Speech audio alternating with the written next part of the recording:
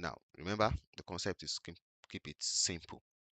Here, what we want is we want the income statement output by subsidiary, such that if they pick ML, if they decide to go with loot, if they decide to go with VAS and all those things. Now, we would have used index match, all those combined function, but that's where VSTACK comes into play. So I'll type equal to. Now this function, this will not spill. The function will be inside each of the cell, which is always very good, right? So most time we build the models, we try to avoid spilling functions, because we always build an optimized model that can become bigger, that can be updated. Okay, so equal to. Now that is where let's look at what we want to achieve. So here we've on each of the sheets we've created the name of each of the subsidiary, right?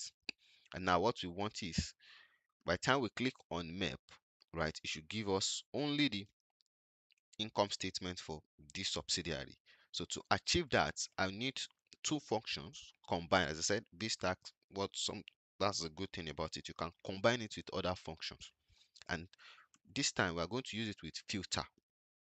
So filter, the first array, which is the array is asking for, is our VSTACK. VSTACK, click my map to the last one, click on my sales, which is a single cell. Okay, close my bracket. Then inside my filter functions, okay, inside my filter function is asking me what to include. And then the second time I will now still use VSTACK. Okay, but this time click on the subsidiary name that I've listed up here, right? Now I'm going to keep that one, I'm going to lock it because it's a single cell. So by the time I'm copying the formula, I want this to be constant. Okay, comma, I close the bracket, then equal to my the name of the subsidiary selected here. So let me remove this, right? And I can keep that constant, close my bracket and press enter. And I can drag this across my worksheet. So this is not a spill. So with this, is not going to spill. I'm going to do that again. So let me do it again. So type equal to my filter. So basically, filter require two things. So array, then what should be included. Okay, so and I said for my array, VSTACK, go through, select all my worksheets, right? Remember, select the first one, press your shift button and select the last worksheet. Then click the sales, which is the row, not the range. Okay, close my brackets, comma, which is the first table I'm asking filter to look at. Then it should include, then I'm saying VSTACK again, look through across using the subsidiary name, which I'm going to keep constant. Lock it.